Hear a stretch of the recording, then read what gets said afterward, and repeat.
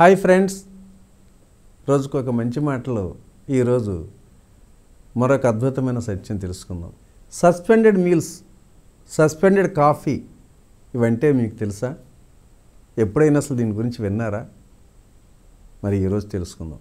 నార్వేలో ఒక రెస్టారెంట్ కౌంటర్లో డబ్బులు ఇస్తూ ఒక మహిళ 5 కాఫీ 2 సస్పెండెడ్ అంటూ 5 కాఫీలకు సరిపడా డబ్బు ఇస్తూ 3 కాఫీ కప్పులు మాత్రం తీసుకుని వెళ్ళింది. అంతలో మరొకరు వచ్చి 10 కాఫీ 5 సస్పెండెడ్ అని 10 మందికి డబ్బు కట్టి 5 కాఫీలు మాత్రమే పట్టుకుపోయాడు. అలాగే మరొకరు వచ్చి 5 మీల్స్ 2 సస్పెండెడ్ అని 5 భోజనాలకు డబ్బు కట్టి 3 భోజన ప్లేట్లు తీసుకున్నాడు. ఇదేమిటో అర్థం కాలేదా? ఇది చూస్తుంటే చాలా వింతగానూ ఆశ్చర్యంగానూ కూడా ఉంటుంది. ఇలా జరిగిన తర్వాత కాసేపటికి ఒక ముసలాయన చిరిగిన బట్టలతో ఆ కౌంటర్ దగ్గరకు వచ్చి ఎనీ సస్పెండెడ్ కాఫీ అని అడిగాడు.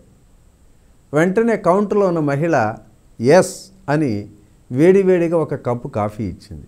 అంతలో ఇంకొక పేద వ్యక్తి వచ్చి ఎనీ సస్పెండెడ్ మీల్స్ అని అడిగిన వెంటనే ఆ కౌంటర్లో ఉన్న వ్యక్తి ఎంతో గౌరవంతో వేడివేడి అన్నం పార్సిల్స్ మరియు నీళ్ళ బాటిల్ చేతిలో పెట్టాడు.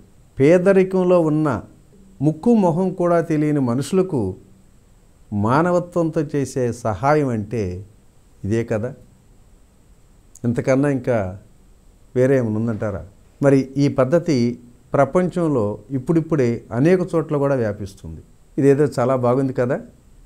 మరి త్వరలో మన దేశంలో కూడా రావాలని మనం ఆశించుదాం, అందుకు తగిన విధంగా ప్రోత్సహించుదాం. అలాగే ఎవరిని మీ నోటితో కానీ మనసుతో కానీ నాశనం అవ్వమని చెప్పి పాడవమని కానీ తిట్టకండి. బుద్ధి బాగుపడాలి, బాగుండాలి అని కోరుకోండి. ఒకడు బాగుపడితేనే వాడి వలన 10 మందికి ఉపయోగం కలుగుతుంది. అంతేకాకుండా ఒకరి మేలు కోరుకున్న మీకు ఎంతో మంచి కూడా జరుగుతుంది. ఎందుకంటే ఈ సృష్టిలో మనం మనస్ఫూర్తిగా ఏది తలిస్తే అది జరగటం ఈ సృష్టి రహస్యం. ఏది మనం ఇస్తామో దానికి 10 లభిస్తుంది. చెట్టుకు నీరు పోస్తేనే కదా వృక్షమై పూలు ఫలాలు ఇస్తుంది. సూర్యుడు నీరు స్వీకరించే కదా వర్షాలు ఇస్తున్నాడు. అలాగే ఇది కూడా అంతే.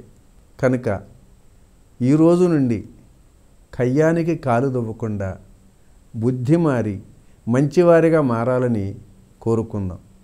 అందుకే కదా భార్యని అపహరించిన రావణుడిని రాముడు క్షమిస్తానని చెప్పి దేవుడయ్యాడు. అది వినని రావణుడు మృతుడయ్యాడు. యుధిష్ఠిరుడు కూడా మహా పాపాత్ములని క్షమించాడు కూడా. చివరికి దుర్యోధనుడిని కూడా క్షమిస్తాను 5 ఊళ్ళు ఇవ్వమంటే వినకుండా కాలు దువ్వాడు. చివరికి సచ్చాడు కూడా. కావున మిత్రులారా, మేలు కోరుకోవటం మన వంతు, వినకపోతే ఆ ఫలితం అనుభవించటం వాళ్ళ వంతు. మంచి చెప్పి మహాత్ములవుదాం. అలాగే మరి నేటి కలికాలంలో ఎంత చిత్రమో మరెంత విచిత్రమో చూడండి. ఉన్నన్ని రోజులు ఎంతో ఎగతాళి చేస్తారు, పోయాక ఎక్కెక్కి ఏడుస్తారు. పక్కనే ఉన్నా పట్టించుకోరు, పాడెక్కాక పట్టి లేపుతూ ఉంటారు. బ్రతుకున్నన్నాళ్ళు రాబందులా పొడుస్తారు, సచ్చాక కాకుల కోసం వెతుకుతారు. ఉన్నప్పుడు మనిషిగా గుర్తించరు, లేనప్పుడు ఎంతో మంచి మనిషి అని చక్కటి బిరుదులు ఇస్తారు. ఉన్నన్నాళ్ళు తల్లిదండ్రులకు ముద్ద పెట్టరు, ఊపిరిపోయాక అందరిని పిలిచి పంచభక్ష పరమాన్నాలు పెడతారు.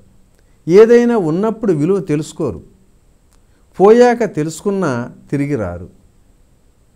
ఏమి మనుషులు, ఏమి జీవితాలు.